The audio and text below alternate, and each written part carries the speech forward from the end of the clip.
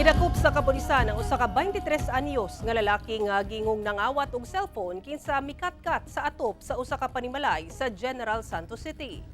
Sa video makita kining pipila ka mga residente lakip mga pulis nga dunay ginalantaw sa atop sa usa ka pribadong panimalay sa Sampaguita Street, Barangay Dajangas East, General Santos City pasado alas 12 sa udto niadtong Sabado. Kini man dunay day usa ka 23 anyos nga lalaki nga walay pang ibabaw nga sinina sa maong atop.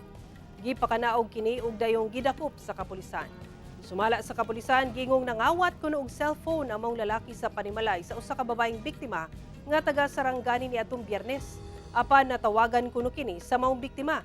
Nagdesisyon kuno ang maong lalaki nga iuli na lang ang cellphone nga iyang kinawat apan bayluhan kuno kini og kwarta sa biktima.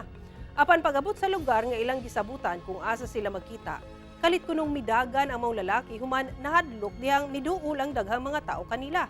Hangtod nga mikatkat na kini sa usa ka panimalay. Hinuon nabawi ra sa biktima ang cellphone nga nakawat nga nagkantidad og 5,000 pesos. Posibleng mag-atubang og kasong theft ug anti-trespassing ang maong suspect. Ginasulayan pa sa GMA Regional TV 1 Mindanao nga makuhaan og pahayag ang suspect.